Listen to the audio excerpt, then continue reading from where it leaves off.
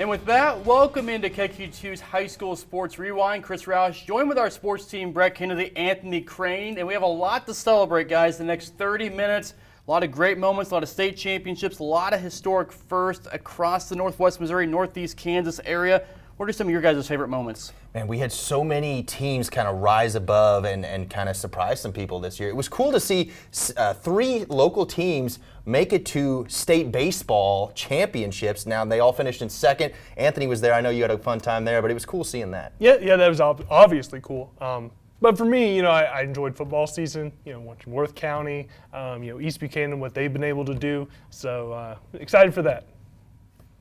That's for sure, and let's get right into it, and we'll start with a state champion right here in town. Central's Allie Perry finishing off her high school golf career with a state title. She shot a 2-round 148 to win the state championship. Perry made it to state in all 4 seasons during her high school career. In her freshman season, Perry finished 23rd. She finished 13th her sophomore year and took home 7th place her junior year. Every year getting better and capping it all off with a state title her final high school year. It feels great to reach my long-term goal that I've had since 8th grade year. Going into high school, I didn't think that I would get this far, but I'm glad that I achieved my goal. It makes me feel very proud of myself, and so many people have congratulated me, and it makes me feel so happy that I was able to, represent Central High School. Let's talk another city state champion, this time on the mat. Lafayette standout wrestler Jackson Perkins working his way to becoming one of the very best wrestlers in the state. Perkins winning the Class II 190 state title. I just feel so happy. No other way to describe it. Just went down to my knees, just in happiness. Ran up to my parents, hugged them. Just no better feeling. A lot comes from my dad. He was a 2-time state placer at Central, and he just taught me all my life since 5th grade. He was my coach, and he was my high school coach until we moved, and now I got 2 other wonderful coaches that they added on and improved what was already there. On the girls' side of things, Jade Brundridge of Savannah came into the season as the defending state champion. Brundridge defended her title as well as any champion can by winning another one, defeating another one of the best in the state, Mid-Buchanan's Delaney Smith. Brundridge won via 6-4 decision to stand at the top of the podium. I just had to keep reminding myself you want this, you put the work in. There's a lot of preparation that goes into something like this, so just keep telling yourself you want this, and so go after and get it. A Chillicothe Hornet wrestler also won a state title in the girls' state wrestling tournament. Hornets Yu Lee winning the Class I 125-pound state championship after a 2nd place finish last season as a sophomore. The Chillicothe junior defeated Emmy Begman by fall in the championship match this season. How about Savannah having another state champion? Savage's senior Cole Horton winning the boys tennis Class I singles state title. Consistently one of the best tennis players in the area all 4 years of high school. Horton capping it all off with a win over Clayton's Spencer Pompian after winning multiple conference titles and 4 district championships too. A Benton Cardinal making tennis history, Ridge Stagner taking home 3rd place in the Class I boys singles state tournament. Stagner recording the best tennis finish in school history, and he enjoyed his ride as a sophomore this season after overcoming some adversity after his freshman year. Bishop OBLON's Emily Weddle also made it down to state in the Class II girls state tournament this season. Weddle took home a 4th place finish at the state singles competition, so pretty good for an athlete that didn't start playing tennis until her freshman season. And up in Savannah, Iris Alvarez finishing off her career with a 4th place finish in the Class I singles state competition. Alvarez, a 3-time state qualifier and a former district and Midland Empire Conference champion.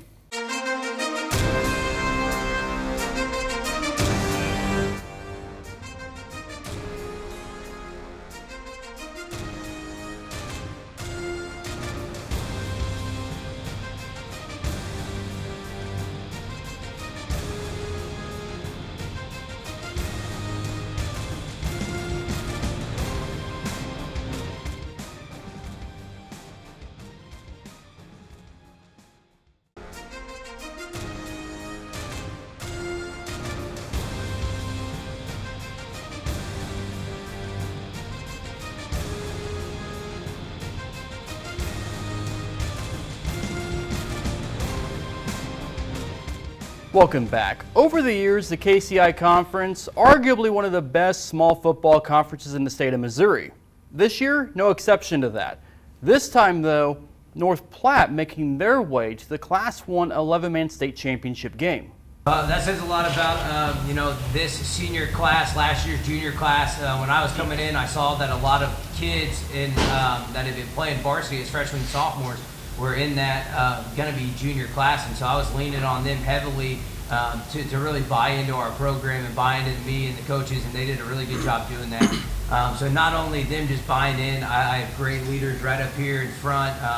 These guys have paved the way for the juniors and sophomores and freshmen, and even down into the middle school just for years to come for North Platte football. And I know the community's proud of us. I told all four of these guys that we have so much to be proud of. Can't get down on ourselves too much. The Worth County Tigers came into the fall with high expectations coming from within the program and around the state. After a close loss week 1, the Tigers rolled through their next games, outscoring opponents by 650 points over that stretch. Worth County went through Pattonsburg, Platte Valley, avenging the week 1 loss, Schuyler County, and South Holt to reach the 2023 state championship game. Led by the state's best senior and 5 all-state selections, it was the 11th state title game in program history and their 4th since 2017. Work ethic in the weight room has been a big part of his strength. He's a power runner, he's shifty, and then on top of that he's got some brains, and he knows the game, and he's got a real high football IQ. Yeah, I mean, this is huge for us.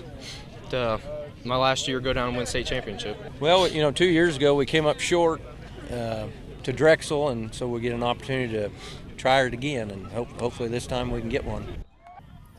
In high school softball, the Gallatin Bulldogs advanced to the state semifinals for the first time in school history last October. Gallatin faced La Plata in the semis and unfortunately fell 5-3. Then later in the day faced Marion C. early in the Class 1 third place game, and the Bulldogs would lose that one as well in Springfield 7-4, giving the team a 4th place finish in Class 1, the school's highest finish ever. They didn't give up throughout all 7 innings in both games tonight, and they definitely showed a little bit of grit, and hopefully they'll get a little fire in the younger ones to keep them coming back here again next year. This group is the one that have built this program up since their freshman year. We've started turning stuff around their sophomore year, and they've just continued to build this program up, and it's definitely something that we are going to continue to build on and stuff. We still have a pretty good core coming back. I got a lot of underclassmen coming back, and I got some 8th graders coming up. So definitely, a lot of them have been already talking about the next year trip and stuff like that. So it's something that's definitely got instilled in their ideas, and hopefully we can continue this. One Lady Bulldogs team that did finish the season with a win at state in Springfield last fall was South Harrison, as the team brought home a 3rd place finish in Class 2, defeating Lynn 8-2 after falling 3-1 to Carrollton in the Class 2 semifinals. South Harrison finished the season with a 26-7 record.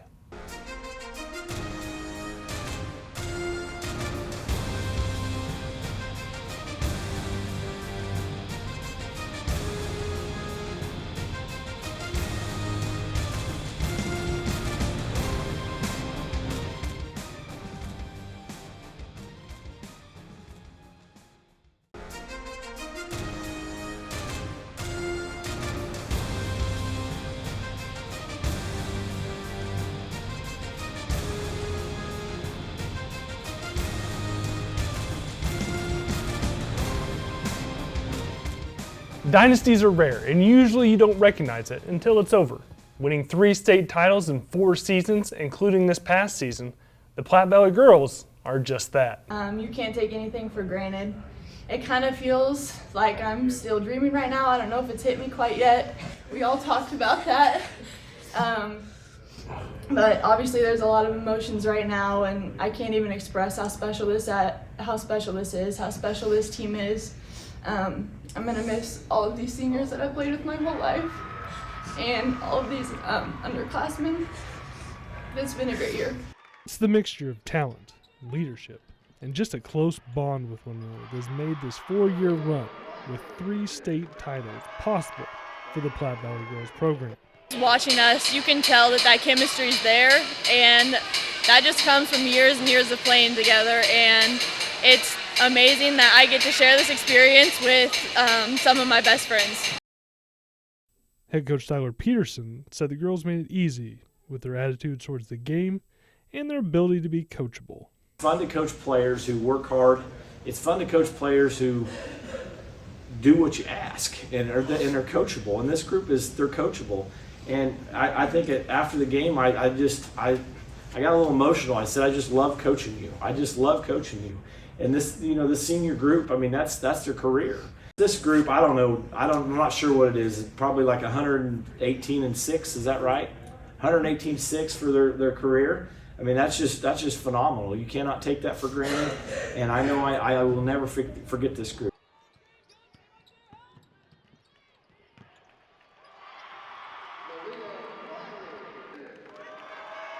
Watching us, you can tell that chemistry is there, and that just comes from years and years of playing together, and it's amazing that I get to share this experience with some of my best friends.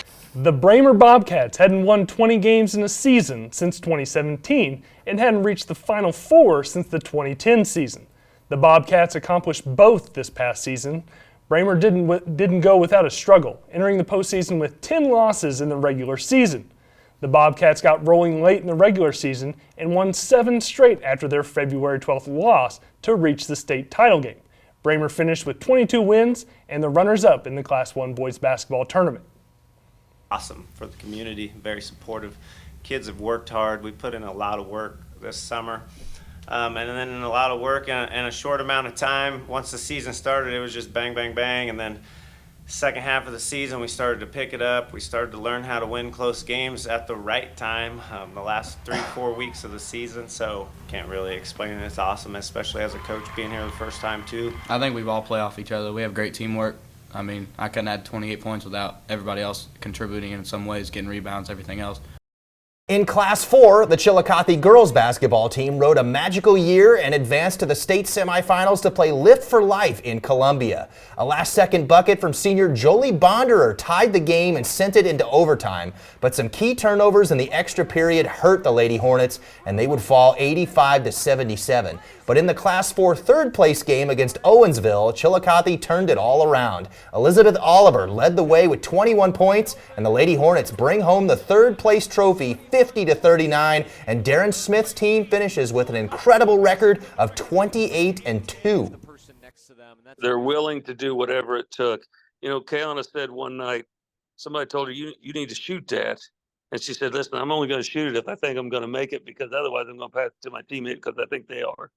And, that's just the attitude they all had. The whole team, they were in it together to accomplish the goals that we set.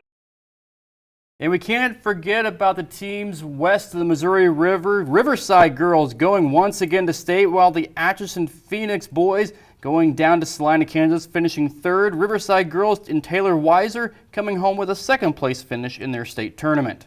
In high school state track and field, there were a ton of state champions down in Jefferson City from local schools in our area. So much so that Northwest Missouri swept the team titles in 2 whole classes.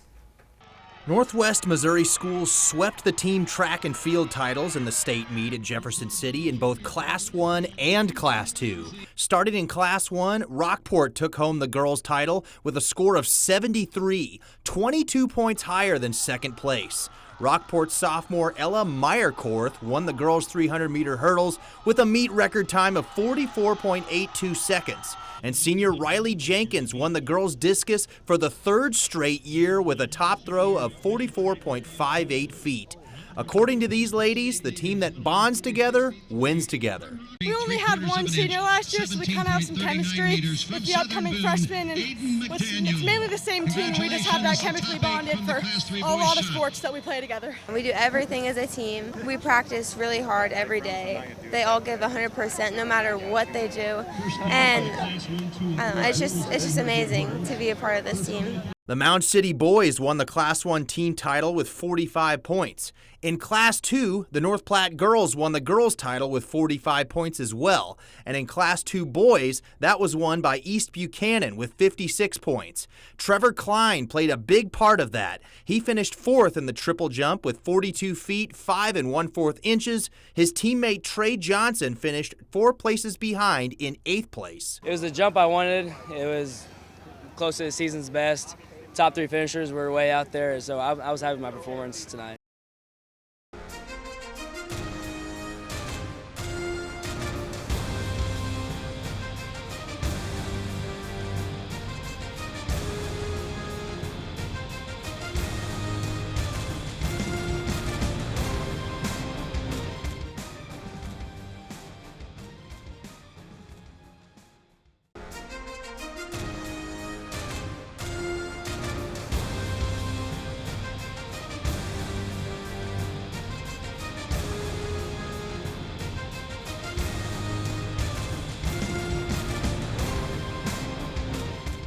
It was quite the season for spring baseball around Northwest Missouri. The Benton Cardinals got back to the Final Four. The youthful Mid-Buchanan Dragons reached the state title game, and the Maysville Wolverines reached their first ever state title game.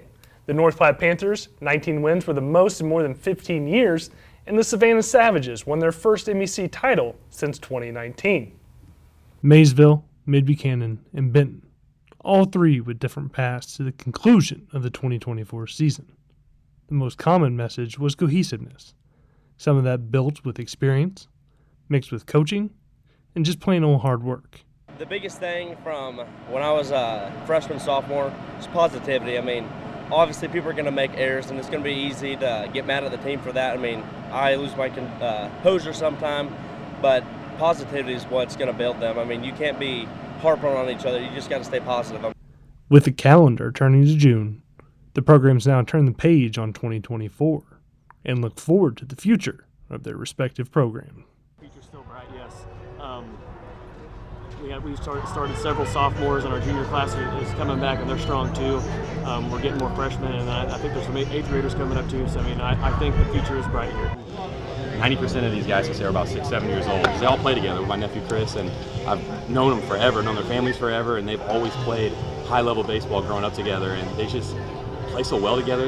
I know it's not like basketball, football, where they get all this team chemistry on the field, but whenever the ball's hit to them, they make the plays and they do their job, and that's all you can ask for in the team. And these guys, they're tough as can be, man. Buchanan, the run came from its youth in a junior class that led an abundance of underclassmen, both in play and in its composure this past week. I told him, I said, this isn't how I envisioned my last baseball game ever to go. I said, but I couldn't be more proud to do it with them. Just what we did and what we accomplished, I'll remember it for a really, really, really long time. With the calendar turning to June, the programs now turn the page on 2024 and look forward to the future of their respective programs. Future's still bright, yes. We started several sophomores, and our junior class is coming back, and they're strong too. We're getting more freshmen, and I think there's some 8th graders coming up too. So I mean, I think the future is bright here. 90% of these guys, I say, are about 6, 7 years old. They all play together with my nephew Chris, and I've known them forever, known their families forever, and they've always played high-level baseball growing up together, and they just play so well together. I know it's not like basketball, football, where they get all this team chemistry on the field, but whenever the ball's hit to them, they make the plays, and they do their job, and that's all you can ask for in the team. And these guys, they're tough as can be, man. Buchanan, the run came from its youth in a junior class that led an abundance of underclassmen, both in play and in its composure this past week. I told him, I said, this isn't how I envisioned my last baseball game ever to go. I said, but I couldn't be more proud to do it with them. Just what we did and what we accomplished, I'll remember it for a really, really, really long time. In high school boys soccer, the Maryville boys advanced to the Class 1 state semifinals in St. Louis last November. Quest for the school's first state championship appearance would fall flat, though, in a 1-0 semifinals defeat to Bishop DeBerg. But the next day, ending the year on a victory, of course, was huge for the senior class, seniors like Case and Teal. Ending on a win's nice. I mean, the seniors 2 years ago during the state championship were able to end on a win, and they said it's just nicer to end on a win, especially kind of like that. Like, it was a fun win. We got to move around positions a little bit, and it wasn't a real stressful game. We got the fans into it. They were yelling, so it was fun.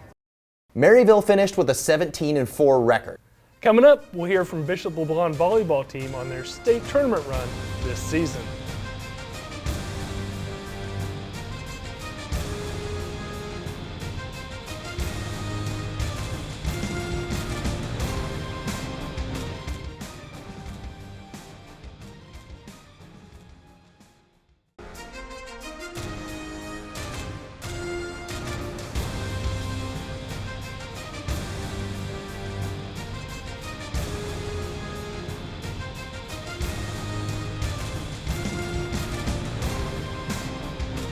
We'll wrap things up here on the High School Sports Rewind Show. Chris Roush, Brett Kennedy, Anthony Crane. Guys, before we go, high school volleyball. One of the best programs in the entire state right here in St. Joseph, year in and year out.